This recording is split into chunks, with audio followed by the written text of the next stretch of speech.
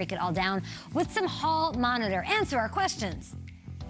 Let's get it, let's get it. Absolutely, Kay. Look, Trayvon Diggs is balling, and part of the reason he's balling, he's got confidence. His rookie year, some ups and downs, but let's show the tape and watch the growth of this young man right here. So we got the first play. Trayvon has man-to-man coverage out here on DJ Moore, one of the top receivers in the league. Watch his eyes, though. His eyes are looking locked in on Sam Darnold. All right, you got to read the three-step when you're playing corner. That's one of the things he does a great job at, because he knows if this ball comes out now, Sam has to look this way, which Sam starts to kind of peek that way. Trey doesn't even backpedal, right? He gives you one or two hop steps, and then what he does a great job at, too, he puts his foot in the ground and he comes back downhill. And he doesn't come downhill to try to knock the ball out. That's another thing he does a great job at. He goes and gets the football. One of the best hands. You know, we all know his exploits as a receiver. That's what makes him great. It's the ball skills, too, at the point of impact, those ball skills, his ability to go get the football from DJ Moore. And like I said, DJ Moore is a heck of a receiver. But Trey goes and fights for that football. Catches it, has it tipping around a little bit. Al Harris, I got to give you some love, man. He's one of the DB coaches out there with the Cowboys. Here's another route. Here he's covering Keenan Allen. Keenan's going to run a little bit of an over route. A lot of times when you have this tight split, corners get lazy. Coach, I ain't running with that. Tell the safety, cut that thing. I'm going to go to the post. No, not Trey, because he greedy. He want that football.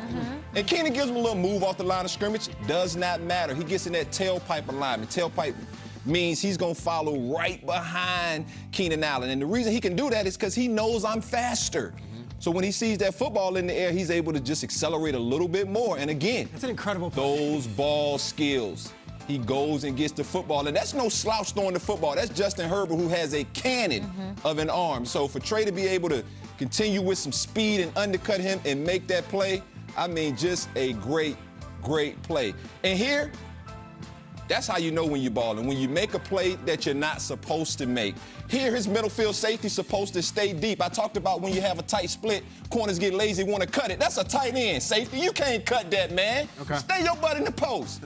But it doesn't matter, because Trayvon is going to make that play. And he's initially beat, and that's what bothers me so much with corners. They beat, but they don't understand. It's going to take time when that ball's in the air. Just stay patient. Trey stays patient because he knows, look at that separation right there. But he doesn't care. He knows I can go track that football. And he turns into a receiver and goes and gets it. Here he's playing against Devontae Smith, one of his former teammates from Alabama. You probably think he knows this guy. Trey doesn't even seem panicked by Devontae's speed. He stays square. That's one thing my coaches always taught me. If you can stay square, it just gives you a quicker opportunity, a better chance to get out of that break quick. A lot of corners would have already been turned. Therefore, they got to try to flip their hips, put their foot in the ground, and go. Trey's already square, so all he has to do is come downhill, pick that thing off, and again, ball skills. And that's what teams are starting to notice. Like, I can't throw it over there because I'm scared he's going to knock it down. I can't throw it over there because I'm scared he's going to catch it. And if he catches it, man, he's got an opportunity to take it to the house. I got one more play I want to show y'all. Now, this is a double move. A lot of times these double moves get you every time, especially when you're an aggressive corner. But Trayvon is a longer corner. So he's done right here. That double move has him. But he keeps playing. He doesn't panic. He doesn't get to grabbing. He just knows, hey, that ball's going to be in the air at some point because I'm beat so badly. He's beat. Watch the length and the ball skills to go up and get that football. It's not many players I know in this league at the corner position that can go make that play. Yikes. I mean, that's supposed to have been 6 points the other way. And he almost got his hands, or he almost picked that thing off, got his hands on it.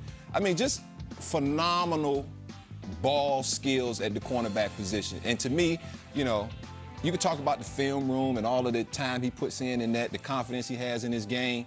But it's those ball skills that really take Trayvon to the next level as a dominant corner in this league. Here's the debate, though, because they're still 25th in total defense. So they are benefiting, and they've been largely dependent on these turnovers. Is it sustainable? You know, turnovers are the hardest metric to measure because sometimes they come sometimes just by chance. You know, a guy loose with the football. Sometimes they come not because of you, it's because of the mistakes the other team makes.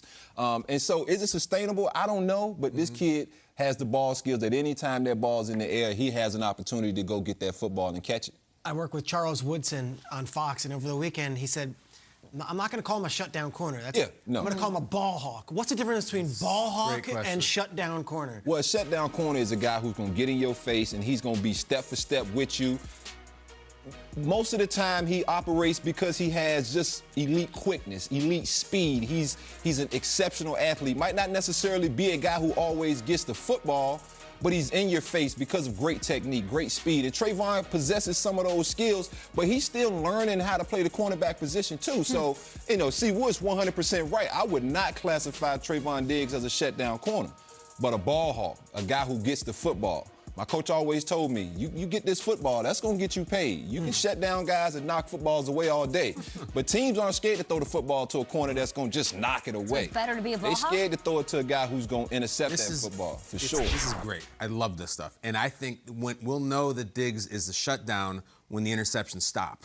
Because to me, the shutdown is no one's trying you. Like, we don't even want to throw it over there. So if his interceptions suddenly fall off and he goes 3 or 4 games, that is most likely because teams are saying and coordinators are saying, enough with the Diggs thing. Yeah. It's actually, when the interceptions stop, it's actually a good thing. Like, you didn't see Deion out there with 11 interceptions or 9 interceptions because they would only throw to him 20 times a season, right? You're right. You're 100% right. Think about your Revises, right? Yeah. Doing Revis era. Even Sherman doing his era. Nnamdi Asomugha, I got the opportunity to play a little bit with they in wouldn't throw Oakland. Nnamdi. And it was, I'm not going to say it's always to the detriment, because sometimes the corner is not necessarily as good as the reputation. Yeah. And so that's why sometimes, I wanted offenses to try corners at times, because some of it's hype and some of it's real. And so you get to find that out, because you can't hide out there on the corner. The only guy who doesn't get beat is the one who doesn't play. So you're going to get beat at some point.